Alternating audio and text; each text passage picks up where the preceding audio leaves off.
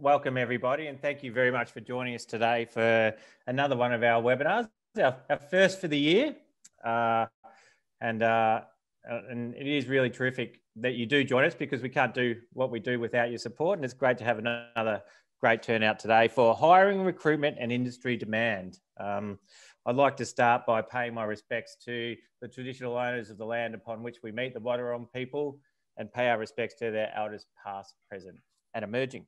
I'd also like to thank our monthly premium partner, Chad Kelly from CPK Web Services, and also our platinum partner, Pixeled, through Nathan George, for their support, and all of our corporate partners who you can see in the background here, who allow us to do what we do.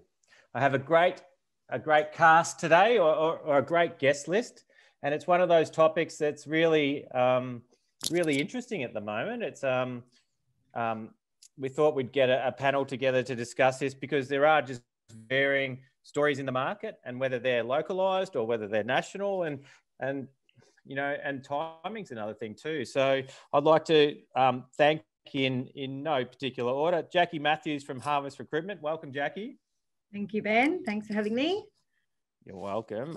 Callum Patterson from People at Work. Welcome, Callum. Thanks, Ben. Nice to see you.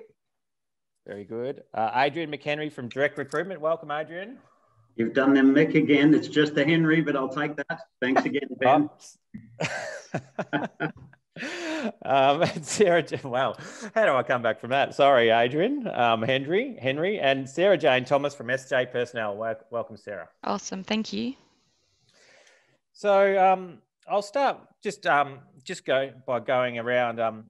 Jackie, how's it all started for you this year? Very strong, Ben.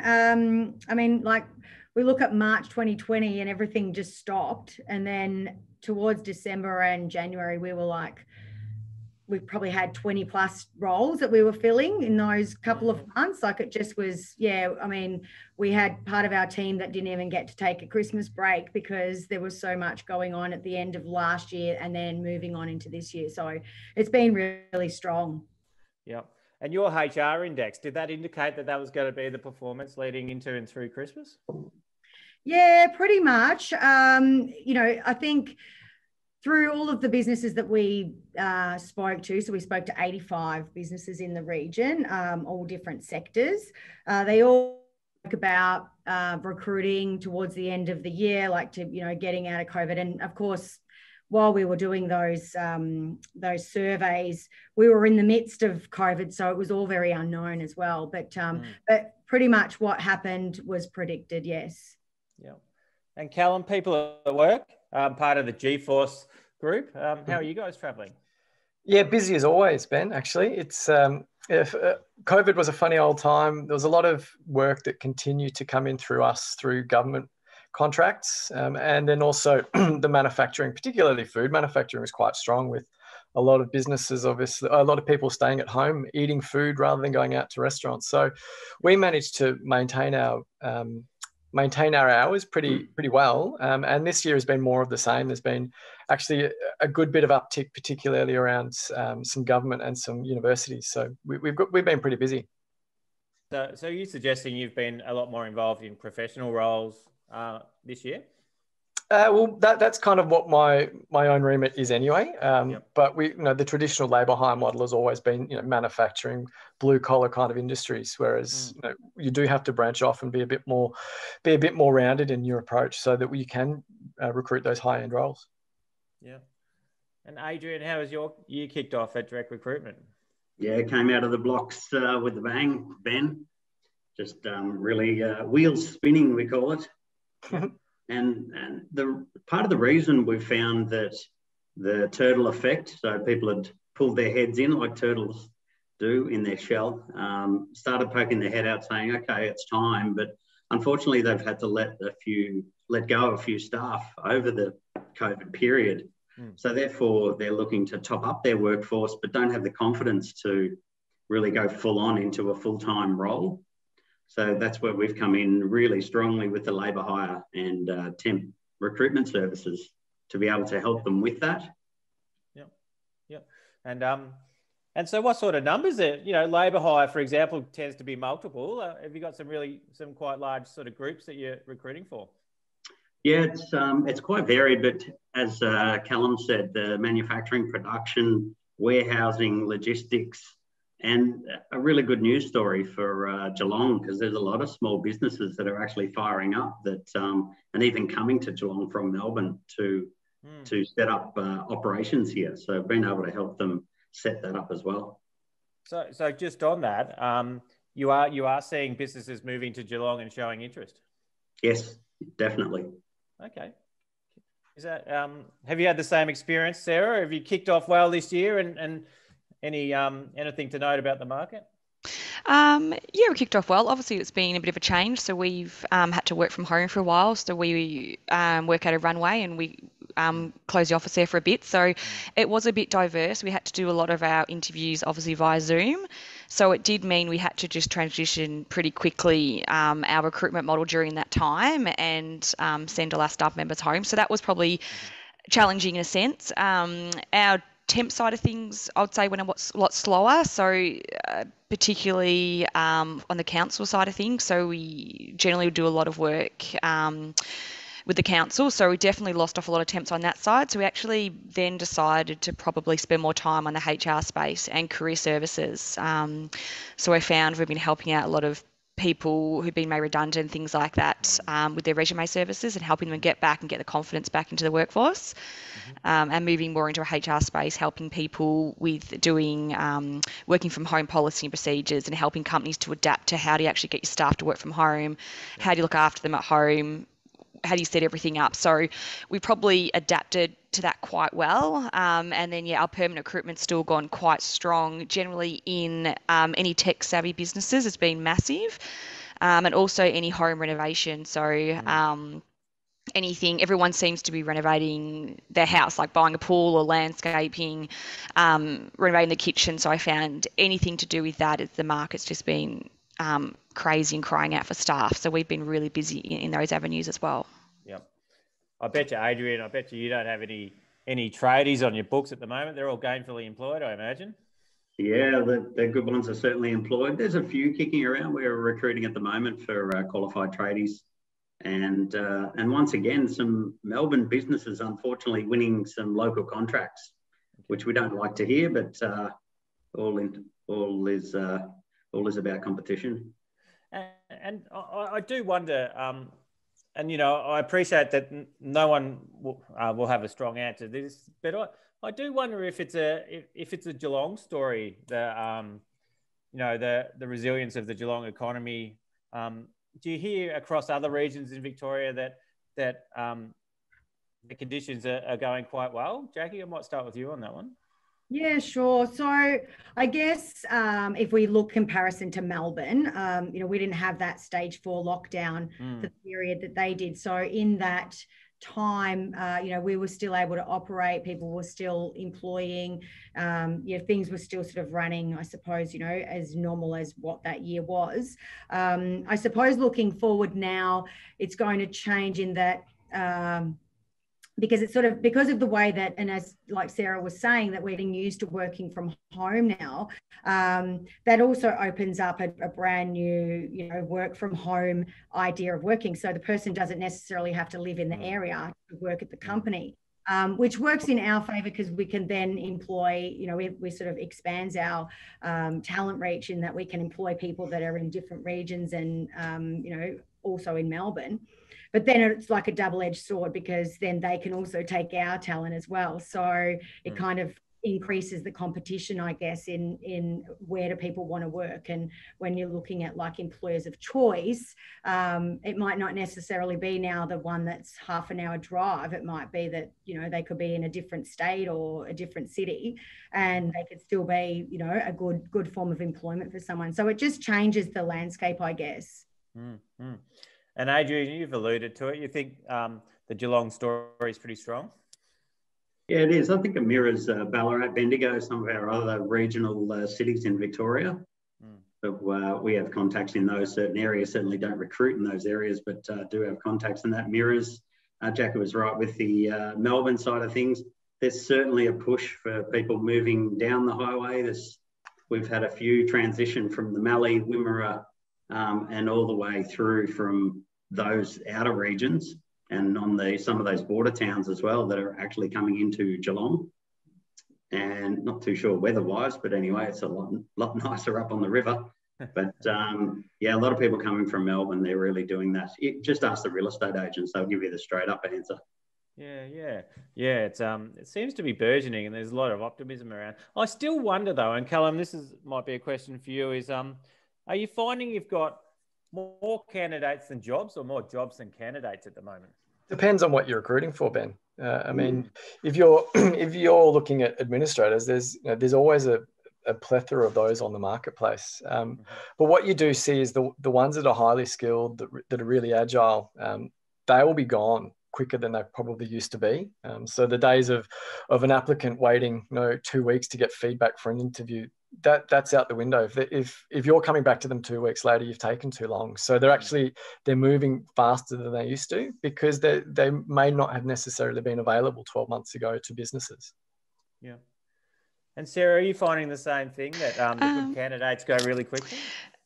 No, so I'm actually probably finding the opposite. I'm finding people are nervous to make a move. So I'm finding that people are actually making a stronger decision. They're not just jumping jobs. So some will actually really investigate the business, what's the future look like for that company, the stability of that business. Also during COVID, I feel like people have actually worked out their own personal values and where they want to go. So I find that now when they're looking at a business, they're like, actually, do I really want to work here? What's my long-term goal? So I actually kind of feel like people have reassessed where they are and they want to get meaning out of their work. So I'm actually probably finding the opposite. I'm finding candidates are taking a little bit longer because they want to really investigate that business and make sure, because it's quite nerve-wracking to make a move at the moment when no one knows what's happening in the market. So I feel like people are making a really sound decision before actually taking on that new opportunity. Yeah, and I guess just to jump in, I guess that obviously does depend on the kind of level that they're at themselves with the role that you're recruiting for the industry. So yeah, and that would be the same with me. I mean, I've been recruiting for a couple of senior roles where there is that hesitance about, it's better the devil you know sometimes, and things like JobKeeper kept people employed for a long time, and they felt like they were comfortable, and there might be a bit of an obligation that people feel to their employers who stuck by them over the last 12 months. Yeah, totally agree. Yeah, I'm probably more talking at the senior end, sorry. We probably do more the senior white collar recruitment. So that's at that end. I do find that people do definitely, but at the administration side and maybe more construction side, no, people are probably jumping quicker. It's an interesting point, actually. So you're suggesting that businesses need to probably outline their values and ensure that they're attractive destinations for people at the moment, given the research people are taking before leaving jobs. Yeah, absolutely. And how flexible. If you're not going to, companies now have to obviously show flexibility with working from home. Obviously, it's becoming, most companies are taking that on now. So if a business is prepared to accept that, even when these COVID restrictions end, candidates are expecting to still have that flexibility of working from home some days, school pickup, flexible hours. So I suppose if companies aren't going to jump on that, I think candidates might look elsewhere. So I think companies need to be quite open that is going to now be around for the long term and here to stay. Ben, the biggest thing I've seen is the change in industry. With JobKeeper, Job Seeker, there's been a lot of opportunity through some of the government support to head to some of the local registered training organisations and get their tickets for plant operations and truck licences and forklift licences, etc. I can see some heads nodding there because it's they're quite out there. And I suppose the difficult thing is coming to us with a ticket and minimal experience, but we're trying to navigate our way through that. And there's a few employers out there that are taking on board some of these fresh new candidates with or staff with transferable skills. Yeah. And are you finding, Adrian, just while I've got you, you talked about, some contractors getting work down here in Geelong, and that's one part of the story. But are you finding people are contacting you as candidates from Melbourne and looking to make the move? Definitely. It'll either be and depends on a relationship, but if there's a family coming down, you'll either have one side of the partnership contacting us saying, my partner has a job already now what can you find me? It's usually one or the other that are actually employed and have that offer, and then they're looking for that employment.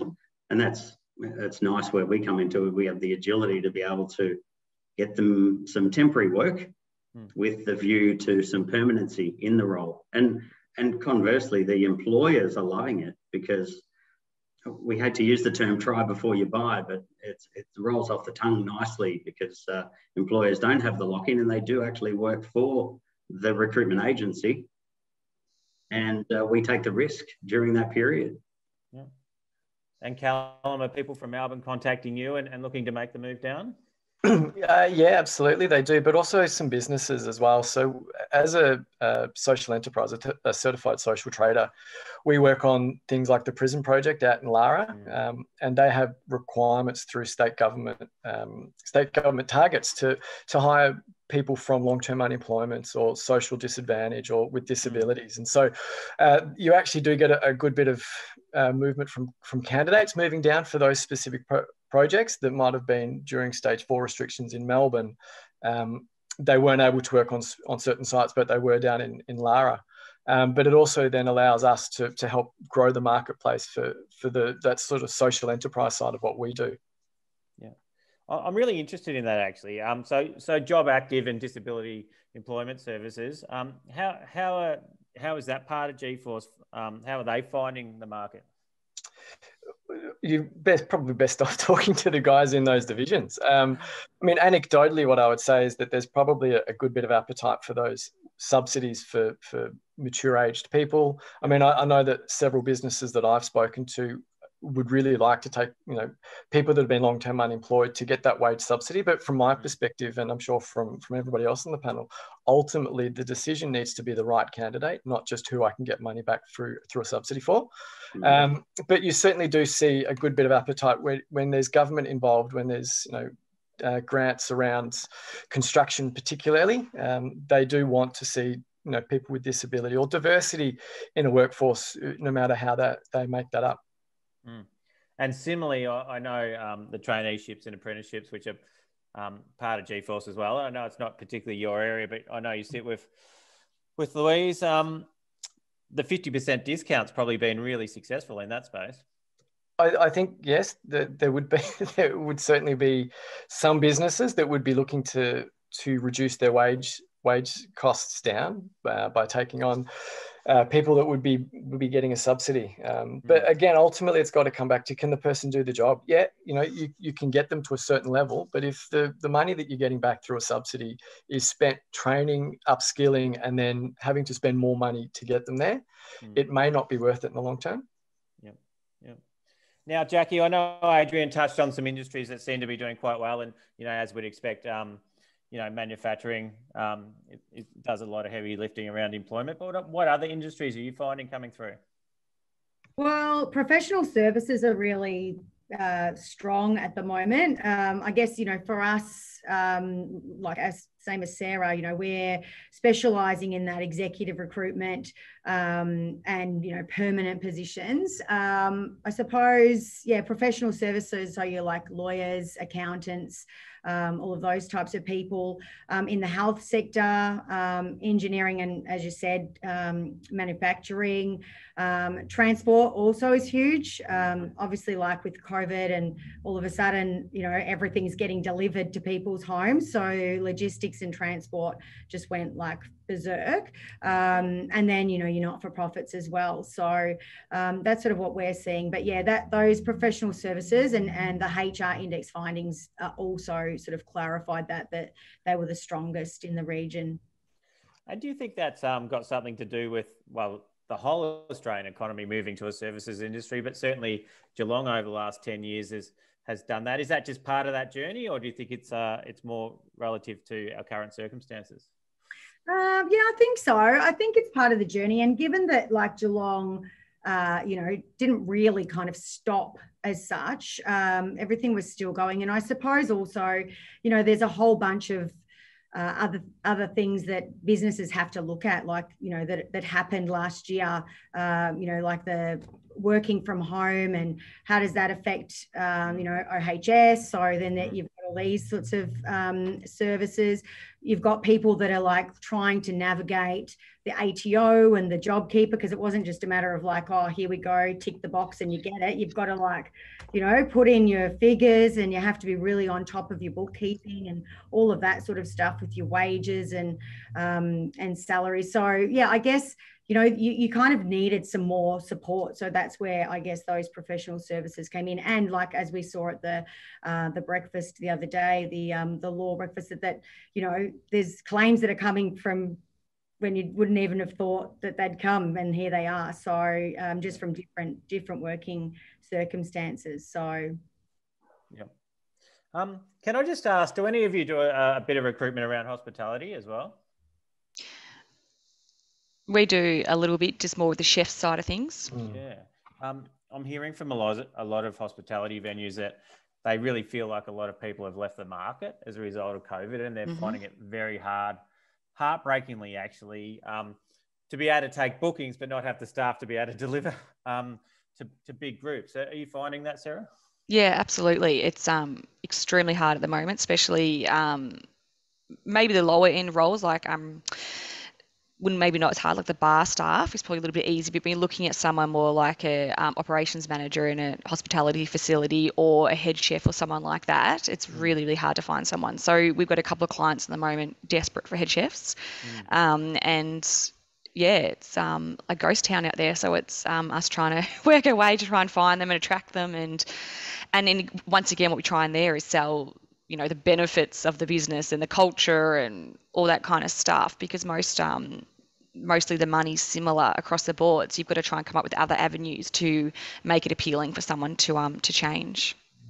And do you think the hospitality industry is also impacted by the lack of international students and just students in general? Yeah, without a doubt. I think a lot of things have been impacted by that. Absolutely. So yeah, I definitely think it has been impacted. And Sarah, do you find, now we're all friends here, so I'll start off by saying that as well, but do you find there is a bit of competition with good candidates? Are they sort of seeing a few of the recruitment agencies and signing up and speaking to you all? Yeah, well, absolutely. Well, we say whenever we see a candidate, obviously don't just rely on us as an agency to find you a role, because we only work with a certain amount of clients. We can only take on so much work, and there's all of us have a great bunch of clients that we work with, and we have different things we can offer. So I always say, look, I've got a certain amount of roles that I can offer, but I can't offer you everything.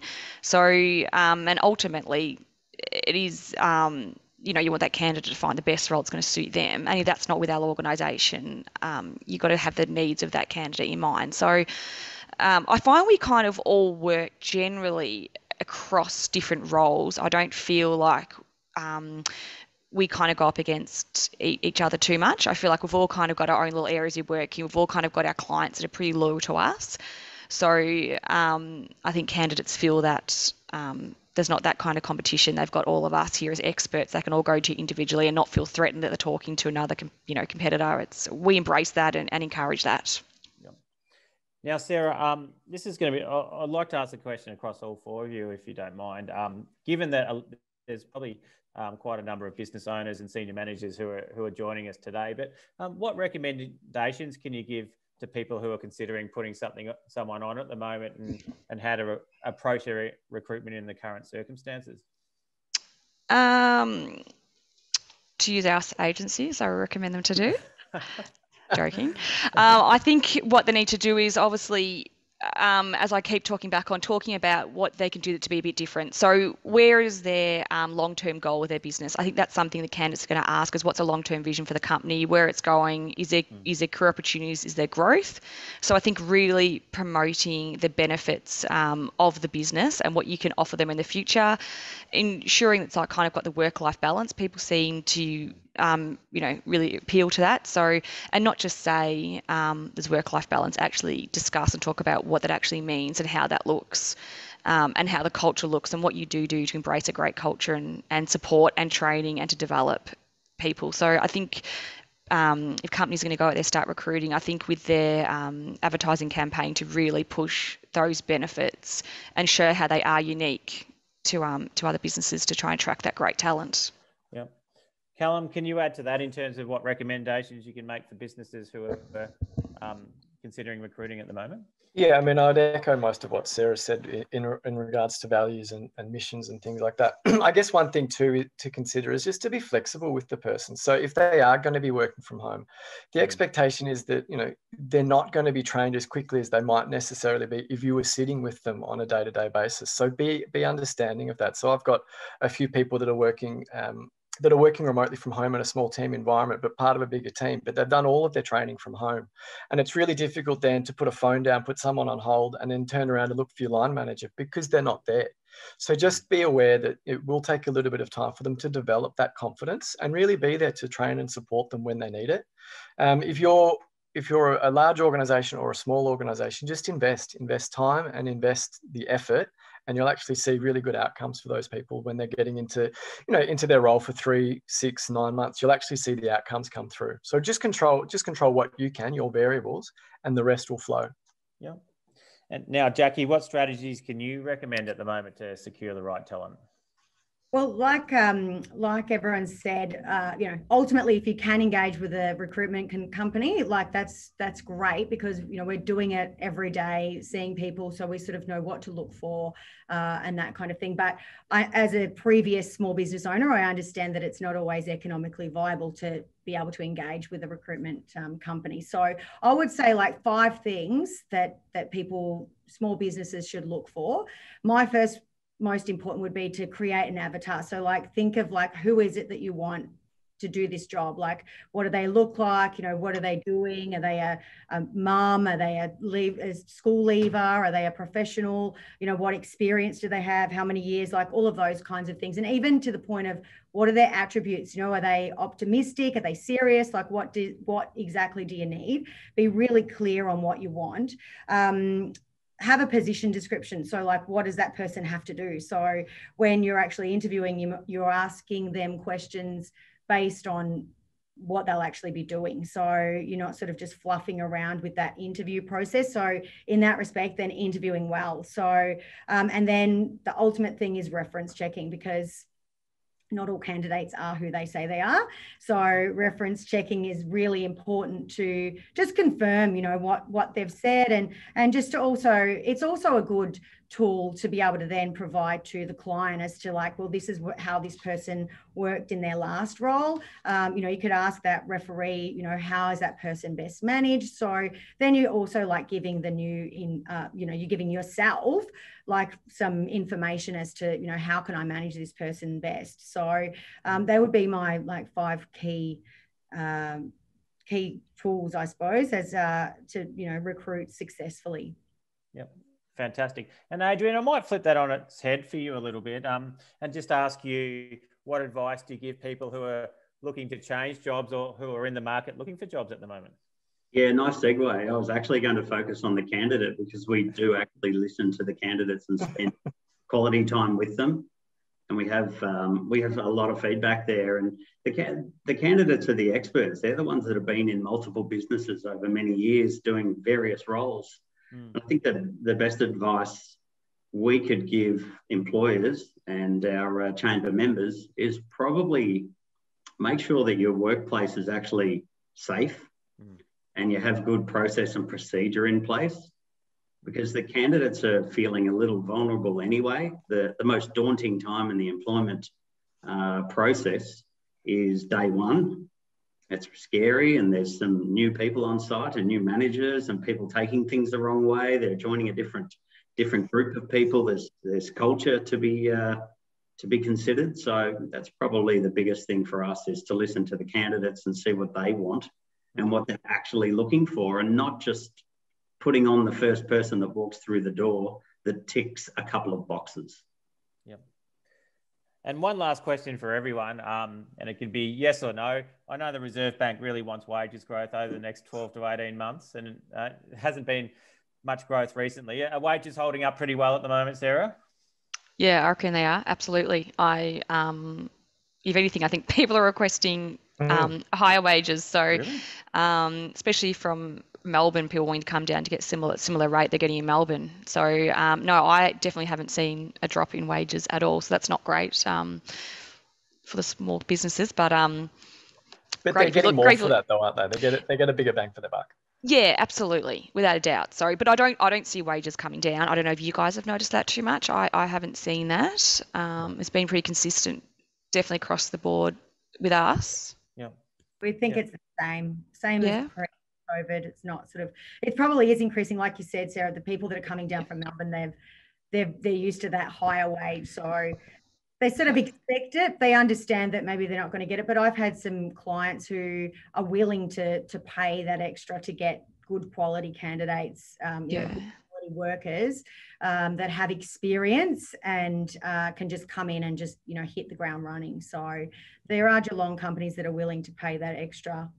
You'll always find the small business that wants to pay 45 grand for someone to do their books, manage staff, and at the end of the day, it's not reasonable. So as people who recruit consultatively in an industry, you have to be able to push back and say, okay, well, if you're going to pay this, realistically, is that person going to stick around for more than 3 months? They're not, right? So what are the alternatives? Do you promote, you know, someone with a bit more energy that has a little bit less experience? But most people I haven't noticed when I've spoken to them are looking for less money or have had to take a significant drop in their salary just because a lot of businesses didn't need to. And so people are actually expecting when they're moving that they'll get, you know, the next 10% from what they would ordinarily be looking for. And everything else has gone up. Like the days of selling Geelong being a cheap place to live and a cheaper lifestyle, it's not there anymore. So house prices are through the roof at the moment, and utility bills are huge, and food bills are massive. So I used to, I suppose, years ago, be able to sell in, come to Geelong. It's a great lifestyle. The salary's less, but living here, you know, is a lot cheaper. But I just don't think it is anymore. It's quite an expensive place to now live. And there's all the government work through WorkSafe TAC, and they have government bandings, and you can't change those regardless if you're in Melbourne or regional Victoria. So it's going to be, that's what drives the wages up. Absolutely. Well, ladies and gentlemen, I told you the time would go quickly. It always does. And unfortunately, we have run out of time. We like to keep it to 30 minutes, but I leave this conversation today with renewed optimism around our jobs market in Geelong. And I'd like to thank you for your time. Jackie Matthews from Harvest Recruitment. Thank you, Jackie. Thanks, Ben. It was a pleasure. Callum Patterson from People at Work. Thank you, Callum. No worries, mate. Anytime. Adrian Henry from Direct Recruitment. Thank you, Adrian. Good on you, Ben. Thank you. And Sarah J. Thomas from SJ Personnel. Thank you. Awesome. Thank you. And thank you to everyone who joined us today. And we'll see you next month for our next webinar. Thank you very much.